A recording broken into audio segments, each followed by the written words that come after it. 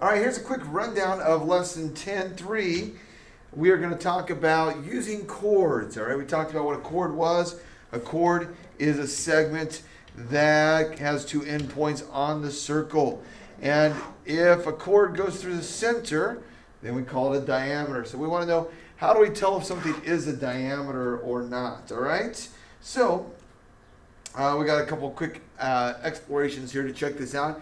Here we've got a circle, and we've got a couple angle measurements. These are both 89.1 degrees. So right here, these guys, angles in the middle are 89.1, all right? And so if the angles are 89.1, well, what do you know about the arcs? Well, the arcs are going to be the same. Okay, the arcs actually should be the same. For some reason, they're not quite. But anyways, they're also 89 degrees here, all right? Rounding off here. So the arcs are the same as the central angles, all right? So if the angles are congruent in the center, then the arcs are congruent. Well, what if we have some segments here? Okay, let's show some segments. What do you think is true about those segments? Well, if these angles are congruent in the middle, these 89s in the middle, then we've got some triangles that are congruent. And yeah, you probably guessed it. These lengths right here are the same. They're both 10.7. So these are congruent segments. So if we have congruent central angles, we have congruent segments. We also have congruent arcs. Okay, so the arcs are congruent to each other, and the segments are congruent to each other, all right? So if we have congruent angles, we have all of that stuff. One more thing that's true is the distance to the center here, okay? So if we look at the distance to the center, let's move this out of here, and let's actually get rid of that, okay? Go away, there you go, all right. So if we look at this center right here, what do you notice? Which line is closer to the center? Is DC, this line right here, or AB closer to the center? Well, it turns out that they're the same. If you look close, they're the same distance, okay? Now, if we take this, one of these arcs, or one of these chords, and we shrink it, I'm shrinking chord AB right now. If I shrink that chord, it's getting farther from the center. But if I make that chord large, okay, so watching chord AB, it's a long chord, it's almost, okay, it's getting closer and closer to the center. So this distance right here is getting smaller. So the bigger the chord is, the closer it is. So if the chords are congruent, they're exactly the same distance from the center. All right? One more interesting thing, let's explore something a little different. All right? What if we have a diameter in a chord, and we want to see how they can interact? So here we have a diameter, this DC line, and we have some chord, all right, AB. So what we want to do is we want to take this diameter here, we want to move it till it's perpendicular. Perpendicular means 90 degrees, and that's close enough. When it's perpendicular, what do you think is true about AM and MB? So looking at these two line segments, AM here and MB, which one seems to be longer? Oh, come on. Okay, AM or MB? Well, it turns out if we look at their measurements, they're the same. Okay, so when that diameter is perpendicular, when it's 90 degrees, there's 90 degrees there, okay, then we see that it cuts the chord into two equal parts, all right? So no matter where it is, okay, again, got 90 degrees, and so these two pieces, AM and MB, are the same, all right? So it cuts the chord into two parts. We can also look at the arc measure here, and if you notice, these arc measures are the same. The big arc is congruent there, and this little arc is congruent. So when the diameter is perpendicular, then the pieces are congruent, all right? Now when it's not perpendicular, you can see pretty clearly that this line segment MB is definitely not the same as AM. So it has to be perpendicular. So if the diameter is perpendicular to the chord, then it's a bisector. All right? So we have those couple theorems. So we're going to jump through this stuff here. Okay? So here's the theorems. Here's what they look like. We have the congruent corresponding chord theorem. So it says this: if two chords are congruent, then the arcs that they cut off are congruent. So check this out. We've got two circles, circle P, circle Q, and we've got a chord here and a chord there, and notice they're both congruent. So if the chords are congruent and the circles are congruent, notice that the radius is the same here. They both are marked with 2 marks. If this is 80 degrees, how big is this arc?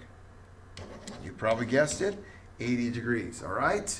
So, congruent chords make congruent arcs, all right? We also found out when we have a perpendicular diameter, then it is also the bisector. So if we got a diameter that's perpendicular to a chord, see these guys right there, all right?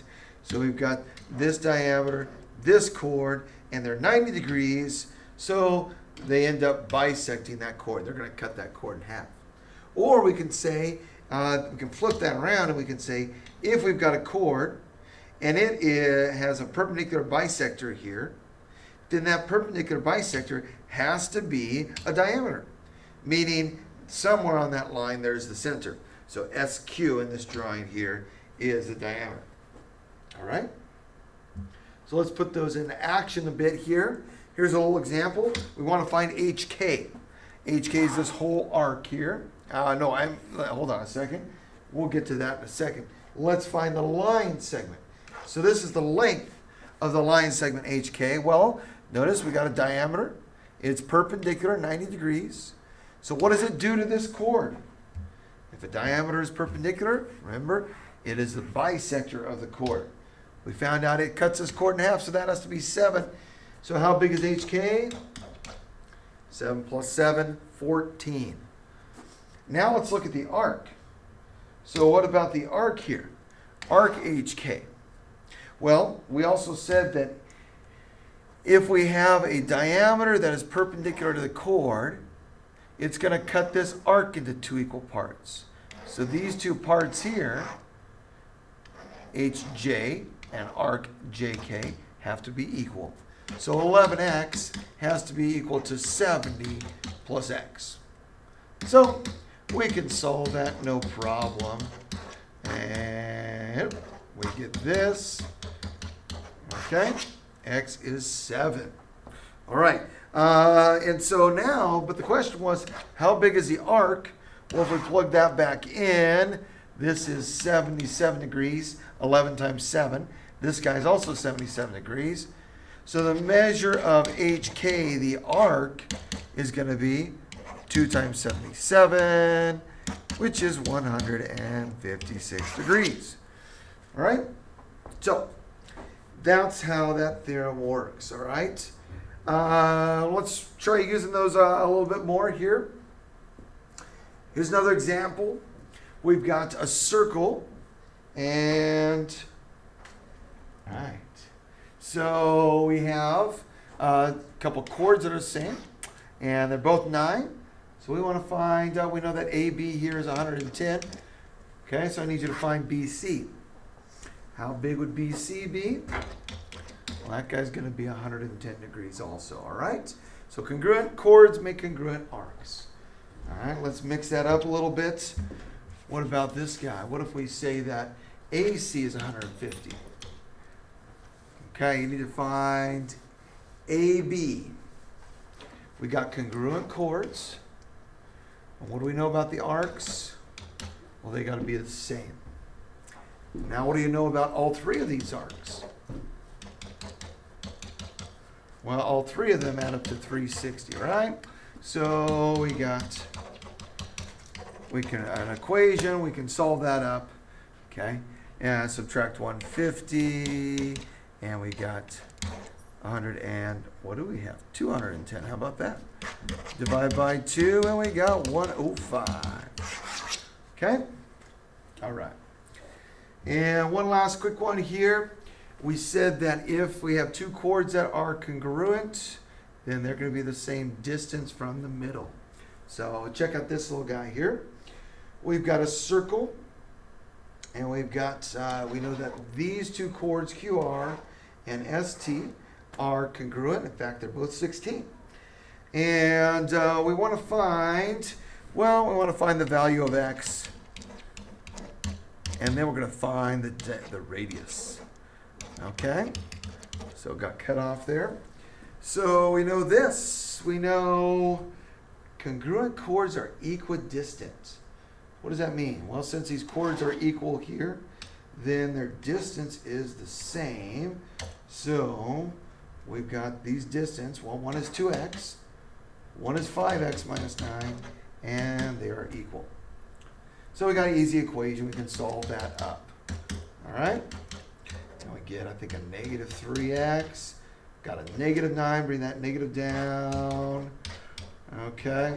A little simple algebra. So we found x. Now the last question here is, what is the radius? You're going to try one of these in a second on your assignment. So where is the radius? There is no radius drawn in. Well, there kind of is, but we want to draw in this radius. Because if we draw in that radius, we get a right triangle. We know that x is 3. So x is 3. That makes this whole side 2 times 3, which is 6, right? We've got this triangle. We want to use the Pythagorean theorem. We know that QR and ST is 16. So if this whole distance is 16, what is QU? Well, that should be half of it. Remember, the diameter that's perpendicular cuts the chord in half. So that's 8. Well, we want to find the radius. Okay? And so we got a right triangle. That's good news. Right triangle means we can use Pythagorean theorem. So let's do that, and we'll finish this puppy off. 6 squared plus 8 squared equals r squared. So we got 36 and 64. And that's going to give us 100. That sure is nice. A little square root to finish it off. And we've done this a whole bunch. And there we go. We've got a radius of 10. So, to recap, we know that congruent chords are the same distance from the center. We also know that if we have a diameter that's perpendicular to a chord like these guys here, then they'll cut the chord in half. We also saw that if we have congruent chords like these guys here, then the arcs are going to be congruent also. All right? So now you can go to your assignment, and you should be all ready to roll. Give that a try, and good luck. Okay.